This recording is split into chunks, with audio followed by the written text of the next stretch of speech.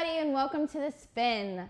I'm here today with John Alasko, Tiffany Butler, and Jocelyn Simmons. I'm Tiffany Salme, and today we're going to talk to you a little bit about OP and their canceled concerts, as well as Clinton coming to Jacksonville, curses, and the World Series. So we got a host of topics, and we're going to start with Ludacris, because I believe everyone is furious about this.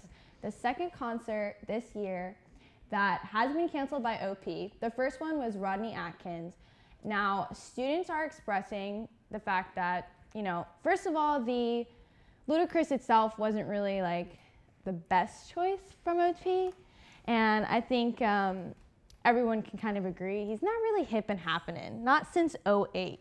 So, and he also costed $80,000. Granted, OP didn't pay that money yet, but wouldn't you rather see that $80,000 go to a better performer?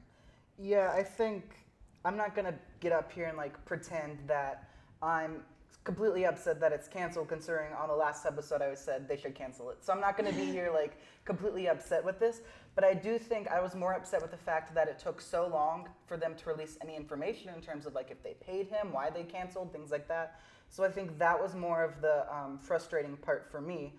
I did research some artists that are just around the same price that I think are more relevant. Alabama Shakes just won the Grammy for Rock Album of the Year. Childish Gambino, Tyler the Creator, and Lana Del Rey, they're all within this $50,000 to $75,000 price point.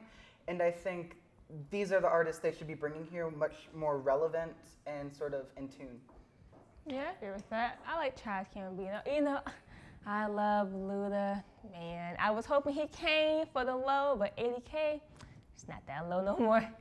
I would take Childish Gambino over Luda any day if we can have him, but can you think we would pick him? Will he come here and play for little UNF? Well, OP did look into getting T.I., Fetty Wap, or Jason Derulo. Jason Derulo is not my favorite choice, but I think T.I. or Fetty Wap would have been a better choice. They're much more recent, especially Fetty Wap. We all know Trap Queen, so. I think people would have shown up for Fetty Wap. Oh, totally. He's one who's not the greatest musician ever, but people would have. He gets you hype, you know? Exactly. You know what I mean? And students were in the comments section, and they were tearing OP apart. I mean, they said, why couldn't we get Lil Uzi? Why couldn't we get Chance the Rapper? Why can't, I think one student exactly said, $80K, I want a scholarship instead of Ludacris. $80,000 is a lot of money. And for OP to continually disappoint students with their choices, I think they're kind of giving themselves a bad rap. Well, I think they definitely need to do, it's sort of hard to have students give that much input into how we choose artists, but I think they should do much more polling. And speaking of polling, let's get on to the presidential race. And if you look in Jacksonville, right now, Bill Clinton has been here 3 times, Donald Trump has been in Northeast Florida 3 times now, and there's a lot of attention going into Jacksonville. And I can tell you from working within campaigns that both campaigns are very intent on getting Jacksonville, because Jacksonville, for Republicans, is the last key to turning Florida red, but for Democrats, it's the last key to turning Florida blue. So how do you think this is going? Do you see this sort of divided nature in your communities and in your families with this election? Absolutely. You do, you don't? Nah, no. People in my community probably they go for one person, they stick with that person, they ride or die with that person, even if they did some crazy stuff, they ride or die. Or vice versa, they can't get swayed, which sometimes it can be bad because you can see stuff and oh, I like this person, then don't change your mind, you need to change your mind. Or you pick somebody and you oh, I picked because my mom said that, you shouldn't do that either. She's picking your own occur kind of thing. That's what I think. Yeah, and I think that both candidates are well aware that Florida is really important. Donald Trump has been to the state of Florida 9 times, and Hillary Clinton has been here 6 times. And some of these visits are within the last week. They know they need Florida, and honestly, we have so many Republican counties, but then election day rolls around, and we almost always turn blue. So I don't know what's happening there, or. From my experience, I worked for the Hillary Clinton campaign or the primaries, and I can only tell you what they're saying is that they see that the areas that are blue are much more dense. We're talking about Miami-Dade, places like that. And those blue areas counteract some more rural Republican areas like Broward, places like that. And then also because Obama won Florida twice, they're hoping that if Clinton can win Florida this time around and she can win it next time around, that Florida will no longer be considered a swing state and it'll just be blue. And they're trying to do this in places like Texas, Arizona, Utah, where if they can get it even purple this election cycle, it opens the door to turn it blue in these next few cycles. And with political rallies in general, like candidates coming and, you know, I guess talking about what they're campaigning for, but I don't think they influence how I would vote, and I don't really go to them. I mean, if I can sit in the comfort of my own home or like read a rundown on First Coast News or something afterwards, or even Spinnaker.com, I'm not going to go. I'm not going to waste my time. So it's probably just going to be like the debate where they don't actually address anything. So. Well, part of the point of a rally, though, is that it's more of a get out the vote measure, that you're rallying your base to go out and vote, especially in Jacksonville where it is so evenly split, 50-50 Republican-Democrat. So the Democrats and Republicans are trying to get as much of their base out as possible so that they can encourage voters to go out and actually vote and therefore win. Yeah, political rallies can help you to vote, so you need to vote. I mean, why not? No votes, no voice. I voted Monday. I need to vote. So anyway, guys, we are going to head out to break. We do have a political special coming up for you next Wednesday where we're going to talk everything politics, so you'll get a little bit more on Trump and Clinton. That's going to air on November 2nd, so we'll be right back and stay tuned for more.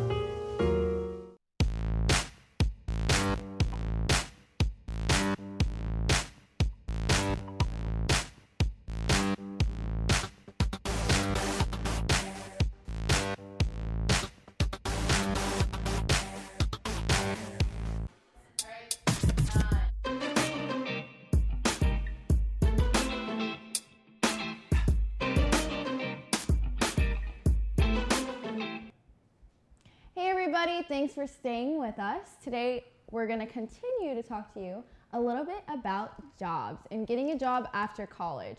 So, I know there was a little bit of talk about jobs in China. Yeah, we found this fun statistic that's kind of terrifying. 8,000 people applied to the same job in China, which kind of got us thinking about everyone's biggest fear, which is employment after college.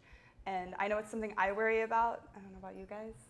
A little bit. I mean, looking at the internships and how competitive, paid internships are, as well as, getting an internship in general. It's a lot of networking. It's a lot of like, hey, that's my dream internship, but how do I get there? And I think the same thing applies to jobs after college. Yeah, if you think about it too, we're all communication major, or somewhat fear, and you think about it. Right now we're buddies, but in the future we're gonna be competing for similar jobs. So you have 20 kids in a class? That's 20 people applying for one job right there. Yeah. And for me, I'm a poli-sci major with a comm minor, and it's hard because especially in Jacksonville, there's not many political science jobs. I'm probably gonna have to move because most poli-sci majors that stay in Jacksonville are actually in business or finance, and I don't want to do that. So I'm gonna have to move to find the job I want, and that's sort of a scary thought. Like I have to go to a new city and start my life over, and then I also have to find a job. But it's also, I think, finding a job and then making sure that that wage is high enough to pay back your debt from tuition and things like that. Like, it's not always just the job, it's the benefits and the wage that comes with it. That's scary as well. Yeah, I'm an English major, and the more I look into my field, the more I realize I'm probably going to have to leave Jacksonville unless I want to sell my soul to the business world.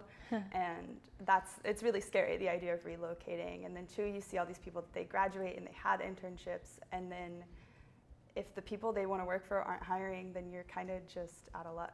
You know what, Tiffany and John, I am going to disagree with you a little bit. Yeah. I think that moving out of Jacksonville excites me. Like, I want to go find a job that's not, in my comfort zone, because that's where I think I'm going to, I hope, blossom and get the best out of my job, because I'm kind of flip-flop from you. I'm a communications major with a minor in poli-sci. So ideally, I want to go somewhere not Jacksonville. I want to go to DC, New York, somewhere big and happening where there's jobs galore and young people are thriving there. Yeah, I will say being on a show and a writer for a show, which is what I want to do. I want to be an analyst. In Jacksonville, that really doesn't exist unless you work for First Coast News or Channel 4, things like that. But if you want to work for a bigger broadcasting organization like MSNBC and PR, you have to leave Jacksonville. So I am actually excited to leave Jacksonville. I went to New York last year. I really like it. But it's just a scary thought of uprooting yourself and not having the resources yet to do so. You just have to go ahead and do it. That's the more scary part.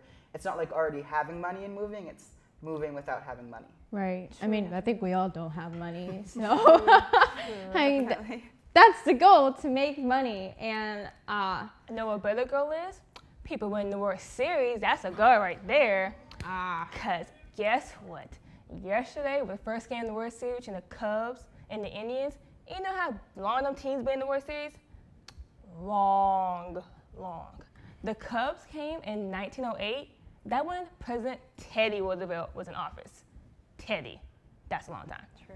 So do you guys think there's a curse for them people that have sports teams? Think about us, Jacksonville. We can't win here. Are we cursed like the Cubs? yeah. Or we just have a terrible coach, Both. Yeah, I think Chicago really needed to get to the World Series. They really needed this win. The city has not been faring so well recently, just not with sports, with politics, with jobs, with crime. So I'm hoping this is a good morale booster. Even if they don't end up winning the World Series, that they even made it there should be a glimmer of hope. Jacksonville, I think the Cubs have never been a truly bad team. Unlike the Jaguars, I think we're just a bad team. So whether or not we're cursed, I do think we're a little cursed, but I think it's more of that we don't have the staff to really, because we have good players, we just don't have a good staff to coach them. Yeah. I don't know if I believe in curses. I think this is probably Chicago's year. I know basketball, they did way better than they were expecting. Why can't baseball do it too? I mean, 100 years, though, that's kind of cursy to me. I don't know about y'all.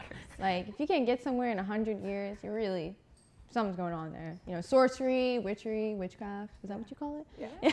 So do you believe in Chicago's superstitions? cursed. I definitely do believe Chicago, in superstitions. I mean, my grandma is always hounding me about superstitious things, and it's I think it's kind of settled in my brain. If I had a shoe flipped over, she would come over and flip that shoe right side up because she thought it was bad luck. I mean, everything is bad luck to my grandma. And I think I'd say that I do believe in curses, probably because of that.